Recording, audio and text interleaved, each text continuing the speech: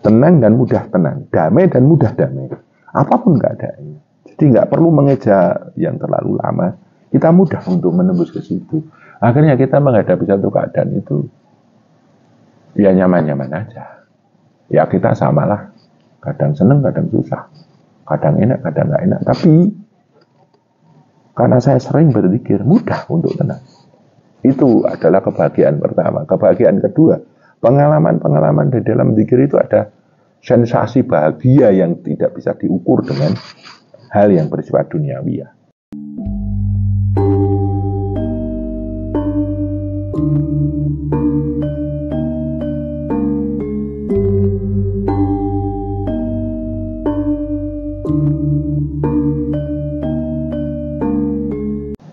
Ya nggak apa-apalah kalau saya cerita sedikit tentang pengalaman zikir saya. Tapi semoga ini nggak jadi fitnah ya. Karena pengalaman zikir orang itu beda-beda. Pertanyaan masnya yang tadi mungkin bisa saya jawab bahwa ketika berzikir itu saya bertemu dengan Kanjeng Nabi itu 2 kali. Pertama saya bertemu ketika saya berzikir di Cirebon, di Dusun Pesalakan. Di situ ada sebuah masjid. Nah, di situ saya berzikir. Saat itu di dalam saya berzikir itu tiba-tiba saya masuk di dalam satu alam yang mana saat itu saya ada di padang pasir. Dan saya melihat ada 4 orang duduk di situ, pakai pakaian putih-putih, bercahaya mereka. Dan saya di AW gini, di AW gini. Saya datang, mendekat, dan beliau, Masya Allah, beliau berkata, saya Kanjeng Nabi, kesini, dekatlah ke sini. Tapi karena saya kaget dan serasa nggak percaya, saya terbangun dari zikir saya. Dan saat itu saya juga antara percaya dan tidak percaya. Oh iya, itu Kanjeng Nabi.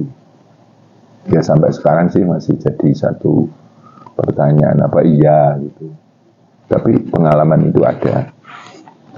Pengalaman yang kedua adalah ketika saya zikir di daerah Batok Bolu Kalasan situ. Ketika saya berzikir itu, tahu-tahu ada satu sosok tingginya kira-kira 2 meter kurang lebih gitu. Karena saya duduk saat itu tinggi banget. Tapi nggak nampak wajahnya. Dia hanya cahaya tinggi besar gitu. Tiba-tiba memegang ubun-ubun saya. Ubun-ubun saya dipegang kayak gini. Kemudian beliau berkata, sayalah Kanjeng Nabi. Saya Kanjeng Nabi Muhammad. Terus saya mengucap sallallahu alaihi wasallam. Dan saat itu hati saya sedikit tidak percaya. Apa iya ini Kanjeng Nabi? Tapi beliau berkata, kalau memang aku Kanjeng Nabi, ya aku Kanjeng Nabi, karena aku tidak bisa ditiru oleh makhluk lain. Ketika saya dipegang ubun-ubun saya itu, Masya Allah, mau nangis saya. Gak tahu kenapa, pokoknya rasanya itu damai banget, sampai saya mau nangis. Karena di samping saya saat itu kebetulan ada istri saya ikut zikir. Tak ampet gitu. Saya tahan tangisan itu. Saya dipegang ubun-ubun saya lama sekali. Kemudian saya didoakan, tapi saya nggak dengar doanya doa apa. Jadi 2 kali saya bertemu. Dan sampai sekarang pun juga saya bertanya-tanya apa iyo. Kayak gitu. Ini saya jawab karena saya ditanya. Akan tetapi ada banyak pengalaman-pengalaman zikir yang saya temui, terutama saat awal saya melakukan zikir itu kan sehari semalam, dari pagi sampai pagi. dari subuh sampai subuh.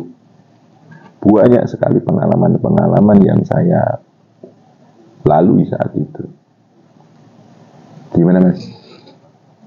Oh, tata caranya. Ya, saya terangkan juga nih. Yang jelas saat itu, ketika saya mau berzikir, saya itu cuman punya satu keyakinan. Ketika nanti saya berzikir, kalau ada wujud pengalaman di dalam zikir saya, la maujuda illallah, tidak akan terwujud kecuali kehendak Allah. Seandainya ada gerak tertentu, tidak ada afnal kecuali digerakkan oleh Allah. Apapun yang terjadi diwujudkan oleh Allah, digerakkan oleh Allah, dan semuanya itu atas kehendak Allah. Dan kemudian saya berzikir. Zikir saya sangat sederhana. Saya cuma tarik nafas panjang, masuk alam tenang, saya membuang dengan lafaz Ismul A'dham, Allah. Tarik lagi, Allah. Tarik lagi, Allah. Lah itu sehari semalam. Saya berhenti hanya untuk sholat 5 waktu atau kebutuhan biologis. Saat itu saya puasa, nggak makan. Satu hari satu malam cuma minum aja, merokok juga. Nah, saat itu saya dibekali satu keyakinan, pokoknya dalam zikirmu apapun yang terjadi, semuanya itu atas kuasa Allah. Tidak akan ada yang terjadi tanpa izin Allah. Biiznillah kayak gitu. Nah, ketika saya zikir awal, nggak konsen saya. Tapi walaupun saya nggak konsen, ini aku nggak konsen, ini juga kehendak Allah. Lakukan saja. Tugas saya hanya berzikir dan menyaksikan bahwa semua yang terjadi itu hak Allah. Allah yang mengadakan, Allah yang menggerakkan, Allah yang menjadikan. Awalnya saya nggak konsen, saya tetap punya keyakinan ini aku nggak konsen juga Allah yang berkehendak. Allah, saat kaki saya sampai keringin, ini juga kehendak Allah. Badan saya pegel, ini juga kehendak Allah. Pokoknya saat itu la maujuda illallah, tidak akan terwujud kecuali Allah yang mewujudkan.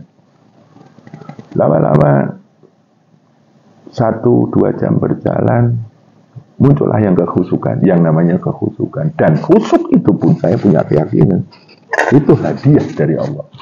Alhamdulillah. Mulai khusuk, mulai tenang, mulai nyaman. Dan saya bisa menikmati zikir itu.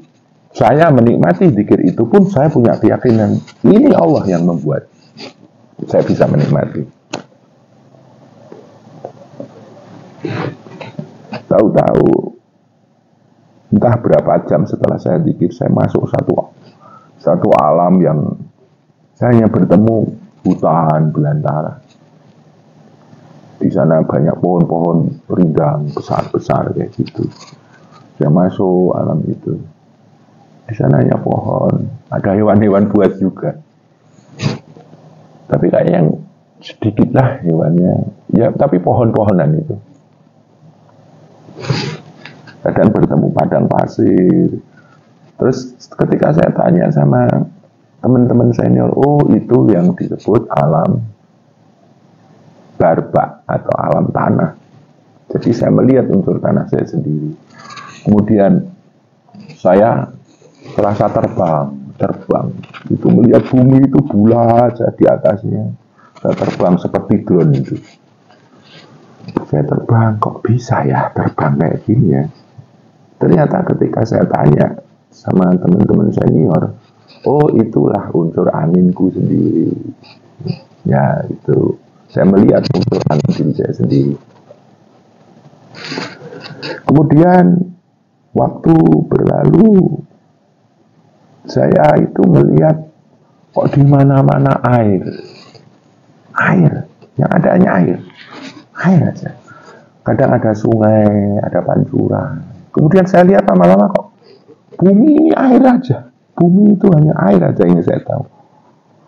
Oh, berarti saya melihat unsur maul hayat saya sendiri. Kalau tadi terbang, angin itu kan api sama. Dan itu saya alami dan saya nikmati. Wah, ternyata asik ya pikirnya. Itu ya. Kemudian saya putus dengan sholat duha saat itu. Nah, terus saya lanjutkan kali lagi zikir. Nah, setelah sholat duha itu saya sholat hajat agar hajat saya untuk dekat dengan Allah itu terpenuhi atau terridhoi oleh Allah, diizinkan oleh Allah. Jadi habis sholat duha saya sholat hajat. Hajat saya hanya ingin bertemu yang namanya jalan pendekatan kepada Allah. Nah, setelah saya sholat hajat zikir lagi itu, tahu-tahu saya masuk satu alam yang mana alam itu terang tapi tidak ada matahari. Tidak ada matahari. Saya melihat makhluk itu hitam semuanya. Semuanya bekerja, sibuk bekerja. Dan di sana ada ratunya perempuan cantik sekali. Dan saya bertanya, ini alam apa? Nah, itu yang menjelaskan bukan senior sih. Di sana menjawab, inilah yang disebut alam azam hitam namanya. Kemudian saya bertemu satu alam lagi, makhluknya itu merah semuanya. Merah semuanya. Kemudian dijelaskan oleh hati saya itu bersuara sendiri. Inilah yang disebut alam azam merah. Kemudian saya bertemu lagi alam yang mana penghuninya itu warnanya putih semuanya. Itulah azam putih. Nah, alam azam itu adalah unsur nafsu kita. Ketika nafsu kita tunduk kepada Allah, kita bisa menembus yang namanya alam azam. Kemudian saya melihat manusia disiksa. Ya Allah, kasihan mereka disiksa. Dan katanya itu neraka. Ngeri siksanya. Tapi nggak mau ceritalah tentang itu. Ngeri. Nggak tega saya. Kemudian waktu berlalu. Ini sudah menjelang malam, ini udah malam itu. Saya itu masuk dalam satu dimensi cahaya. Semuanya serba cahaya. Cahaya semuanya, warna-warna cahaya. Kemudian sudah larut malam, kan udah dari pagi. Itu saya masuk satu cahaya, warnanya biru semuanya. Dan di mana ada pernik-pernik kayak bintang-bintang itu. Masuk saya. Nah, saya tetap memegang satu pesan bahwa apapun yang engkau temui itu semuanya diwujudkan oleh Allah, digerakkan oleh Allah, diciptakan oleh Allah. Makanya saya tetap fokus Allah. Jadi saya zikir itu tarik nafas, Allah, tarik nafas lagi, Allah, tarik nafas lagi, Allah. Itu sehari semalam. Dan saya saat menemui apapun, saya hanya meyakini bahwa semuanya ini Allah yang berkehendak. Benar-benar saya berusaha tunduk, sujud, apapun yang terjadi, ini semuanya yang menggerakkan Allah. Kemudian lepas dari itu saya tiba-tiba kayak masuk di alam apa ya, ada lapis-lapis itu. Di sana itu banyak orang duduk begini, duduk bersila, pakai jubah putih, itu di atas mega kecil ini, meganya ya kecil itu, nggak tahu itu alam apa. Itu pengalaman saya kayak gitu, dari pengalaman saya berzikir. Dan kemudian setelah saya selesai melakukan zikir sehari semalam itu, dalam zikir-zikir selanjutnya, ya dalam keseharian kan saya diwajibkan berzikir ya. terutama habis maghrib ya saat itu, sama habis subuh. Itu banyak sekali pengalaman yang saya dapatkan. Kemudian pernah ada satu kejadian, saya kan nanam cabai ya, cabai saya itu luar biasa, gemuk, subur, dan buahnya banyak sekali. Saya hitung saat itu harganya per kilo 18.000, saya ingat saat itu. Dan saya hitung ini cabai saya bisa panen minim 2 ton ini saya, karena saya nanam hampir 4.000 tancap ya.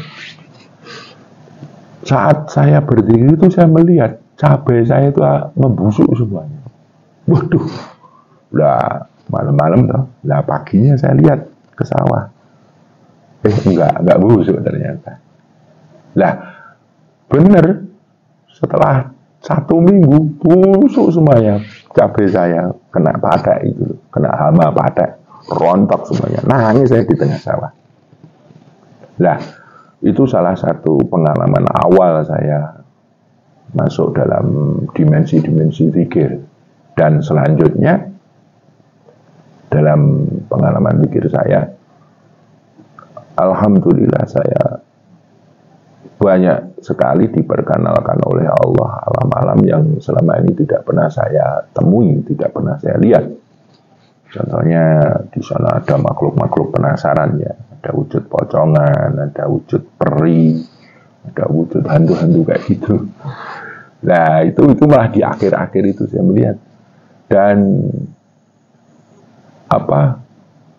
katanya itu alam penasaran katanya,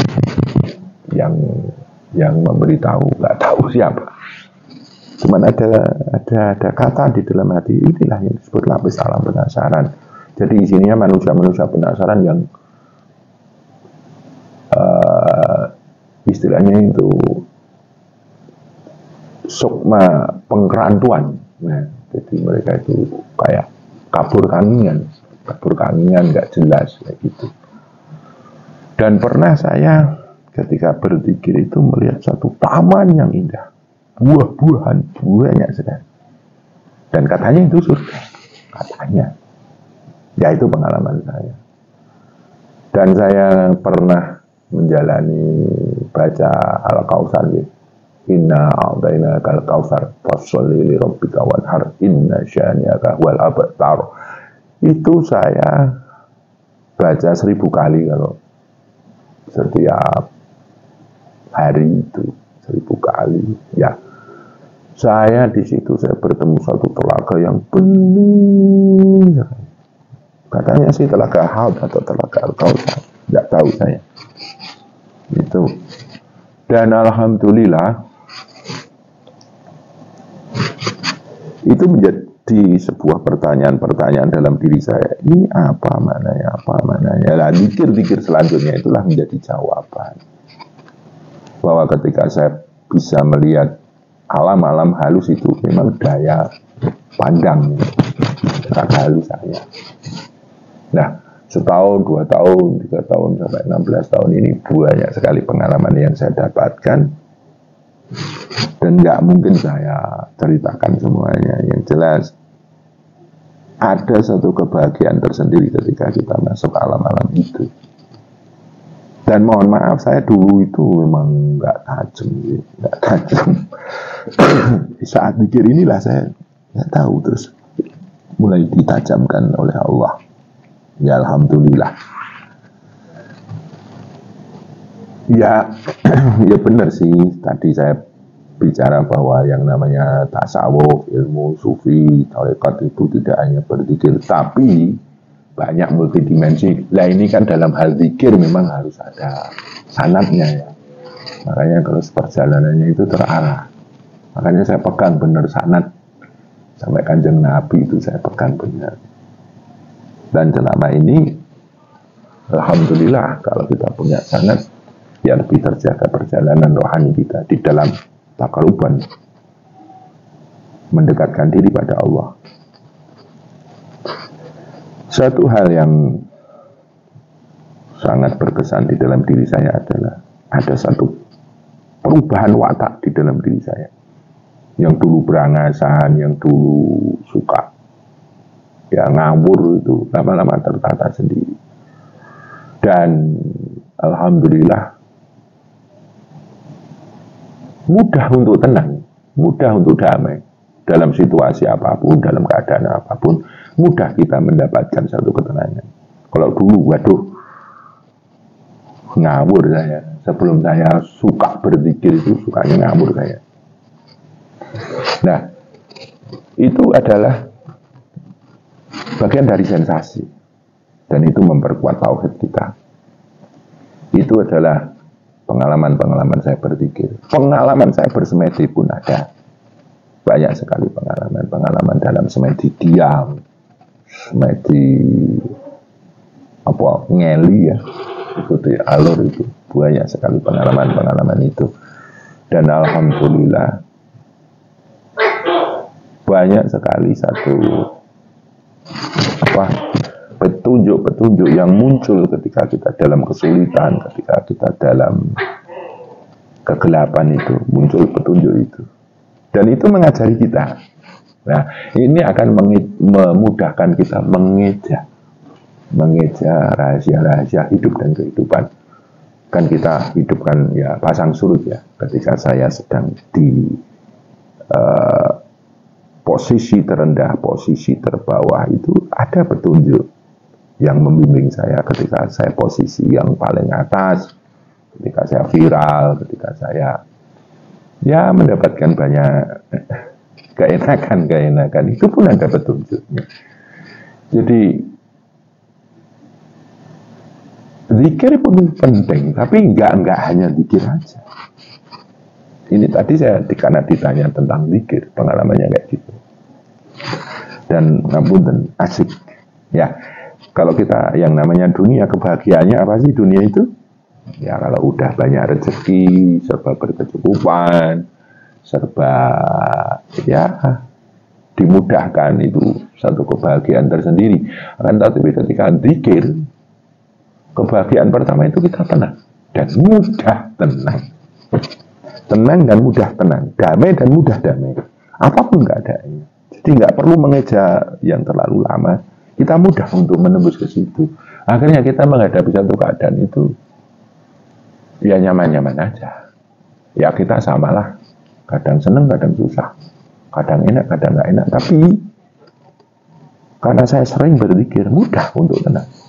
Itu adalah kebahagiaan pertama. Kebahagiaan kedua, pengalaman-pengalaman di dalam zikir itu ada sensasi bahagia yang tidak bisa diukur dengan hal yang bersifat duniawi ya. Makanya saya karena banyak pengalaman di dalam berzikir, ya semakin saya hobi. Seperti saya baca Al-Ikhlas 1000 kali, Al-Kautsar 1000 kali, terus saya baca istighfar 1000 kali, baca sholawat 1000 kali. Ini pakai ini detik-detik. Ya contohnya sholawat Muhammad, sholawat 1000 kali, sholawat ala Muhammad, sholawat Jibril ya.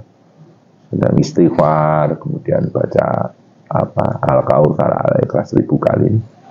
Ya terasa 1000 kali. Itu sensasinya juga ada. Karena setiap saya baca ada sensasi-sensasinya. Ya saya pernah dimarahi sama bapak saya. Kebetulan saya saat itu ngimami sholat Jumat. Saya khutbah Jumat, kemudian saya ngimami itu, saya baca surat Al-Fil. Alam taro kaifa fa'ala rabbuka bi ashabil fil. Alam yaj'al kaidahum fi tadlil, kan kayak gitu. Ketika saya ngimami itu, saya seakan-akan masuk di dalam perang gajah. Ya, perang besar yang mau menyerang Ka'bah itu.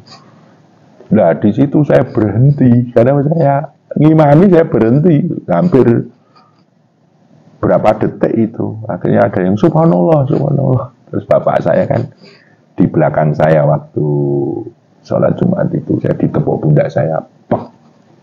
Ya, bapak nepuk saya, terus saya sadar. Lah habis sholat Jumat saya dipanggil sama bapak. Le gue serasa ngimami, gue ngeleng kayak ngono. Lah saat itulah saya 3 tahun tidak berani ngimami. Imam sholat Jumat, saya khotbah tapi imamnya harus bapak. Nah bapak mau. Pokoknya kalau saya yang khotbah, yang ngimami sholat bapak almarhum, ya.